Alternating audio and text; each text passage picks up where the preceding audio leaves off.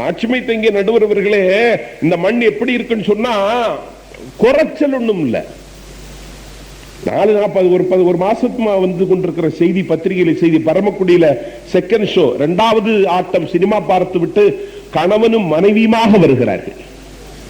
கணவனும் மனைவியுமாக 2வது சினிமா பார்த்து விட்டு பரமக்குடியில நடந்து வருகிற பொழுது 3 காமுகர்கள் சேர்ந்து அந்த காவல் இளம் பெண்ணை அவனிடத்தில் இருந்து தட்டி பறித்துக் கொண்டு ஓடி போய்விட்டார்கள். அவன் நடு வழியில நட்ட நடுநிசையில் நின்றவர்களை எதிர்கொள்ள முடியாமல் அவன் தவிக்கிறான். காலை 9 மணி அளவில் அந்த பெண்ணை அவன் வீட்டில் கொண்டு வந்த அந்த கூட்டம் விட்டது. அவள் வந்து சேர்ந்தாள். கணவன் கேட்டான், நேற்றைக்கு என்ன நடந்ததுன்னு தான் கேட்டான். என்ன நடந்ததுன்னு கேட்ட 5வது நிமிடத்தில் அடுக்கலையில போய் மண்ணெண்ணெய் எடுத்து கொண்டு வச்சு தீ வச்சு கொளுத்தி செத்துட்டான். வன்முறையை ஆதரிப்பதல்ல, வன்முறையையும் பயங்கரவாதம் ஒரு பக்கம் இருக்கிறது. ஆனால் இந்த நாட்டில் அதோடு விடுதலை போராட்டத்தை இந்த நாட்டிலே ஒப்புமைப்படுத்துவது எனக்கு உடன்பாடு இல்லை.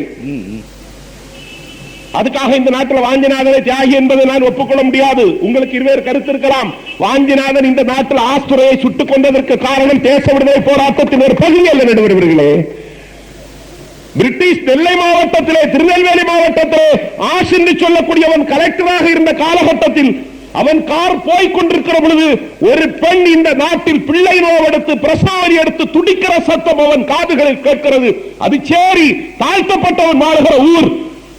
காலையில் அவன் உடற்பயிற்சி செய்வதற்கு ஜட்கா வண்டி, குதிரை வண்டியில போகிற பொழுது அந்த குதிரை வண்டி அவன் பின்னாலே போய்கொண்டே இருக்கும். அவன் நடந்து கொண்டே இருப்பான்.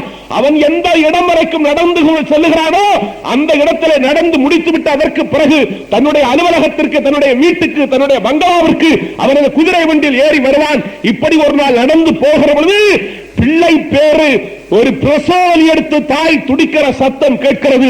கண்விழிக்காத அந்த சேரி பகுதியிலே போய் பார்த்தால் அவளுக்கு உதவுவதற்கு யாரும் இல்லை.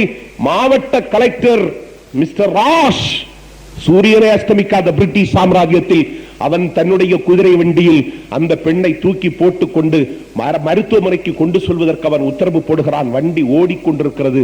வண்டி நேராக ஓடாமல் இன்னொரு சந்து வழியாக நுழைகிற பொழுது அந்த பிரிட்டிஷ் கலெக்டர் ஆஷ் கேட்டார், ஏன் இந்த வண்டி அந்த பக்கம் போகாமல், நேராக போகாமல் நீ சந்து குந்துக்குள் நுழைகிறாய் என்று கேட்ட பொழுது, அது உயர்ந்த ஜாதி மக்கள் வாழுகிற ஊர், அது அக்கிரகாரம். உயர்ந்த ஜாதி மக்கள் வாழ்கிற ஊரில் தாழ்த்தப்பட்ட மிலேச்ச பெண்ணை, ஆதிதிராவிட சமுதாயத்தை சார்ந்த பெண்ணை சுமந்து கொண்டு இந்த வண்டி போனால் அவர்களுக்கு ஆத்திரம் வரும், அவர்களுக்கு அகம்பாவம் வரும், அவர்களுக்கு ஆணவம் வரும். ஆகவே அந்த வழியிலே போவதற்கு நன்றாக இருக்காது என்று சொல்லி வண்டிக்காரன் சொன்னபொழுது, கலெக்டர் நான் உத்தரவு போடுகிறேன், உயர்ந்த ஜாதிக்காரன் வாழுகிற பகுதியானாலும் பரவாயில்லை, முக்கிய சாலை வழியாக போய் என்று சொல்லி வண்டி போகிற பொழுது தாழ்ந்த ஜாதி பெண்ணை, பிரசவ வலியால் துடித்த பெண்ணை உயர்ந்த ஜாதி மக்கள் வாழுகிற ஊரில் வண்டியிலே அழைத்துக் கொண்டு சொன்னான். ஆஷ் என்கிற செய்தியை கேட்டதற்கு பிறகுதான் வாஞ்சிநாதன் என்று சொல்லக்கூடியவனுக்கு ஜாதி ஆதிக்க வெறிபிடித்துத்தான் ஆஷை சுட்டுக் கொண்டான். அதனால் தான் ட்ரெயின்ல சுட்டுக் கொண்டு ஆஷ் படுத்து கிடக்கிறான். அவரை வாஞ்சிநாதன் ஆஷை சுட்டுக் கொண்டு விட்டு தானும் சுட்டு அவன் ரயிலுக்குள்ள கிடக்கிறான். நடுவர்களே, அவன் பாக்கெட்டில் இருந்து ஒரு துண்டி சுட்டு எடுத்தார்கள். அதுல என்ன எழுதியிருந்தது தெரியுமா?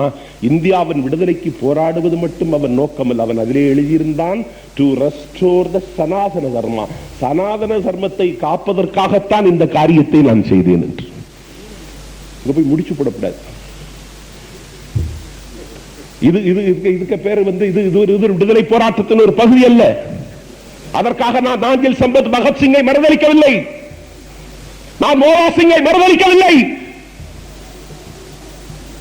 இந்த நாட்டில் உத்தம் சிங்கை நான் நிராகரிக்கவில்லை. விலை மதிக்க முடியாத விடுதலை போராட்டத்தில் வீரஞ்சறிந்த போராட்டம் நடத்திய அந்த வெற்றி திருமகன்களை நான் இந்த நேரத்தில் அலட்சியப்படுத்த தயாரில்லை. அதனால எனக்கு விளங்கலன்னு கொளுத்துதுன்னா உடனே கொளுத்திடுறதா, அது ஒரு கூர்மையா சொல்றதுக்கு பார்த்தா எனக்கு புரியாமலாம் இருக்கு. இதை தவிர்த்திருக்கலாமே. செந்தமிழ் நாடனும் போதின்றே இன்பத்தேன் வந்து பாயுது காதல் ஒரு அம்ச தேனை வாங்கி காதல விட்டா என்ன ஆகும்? உலகத்தில் இருக்க எறும்பு பூரா அந்த காதுக்கு தான் வரும். அப்ப பாரதிக்கு கிறுக்கா இல்ல படிச்சவனுக்கு என்ன விளங்கலையா? அதெல்லாம் இல்ல. பாரதி எந்த நோக்கத்தோடு சொல்லுகிறான் என்று எனக்கு புரிகிறது. இன்றைக்கு இருக்கிற சமுதாயத்துல வன்முறையை எல்லா இடத்திலும் தேடுகிறவனும் நாடுகிறவனும் அதிகமாயிட்டான்.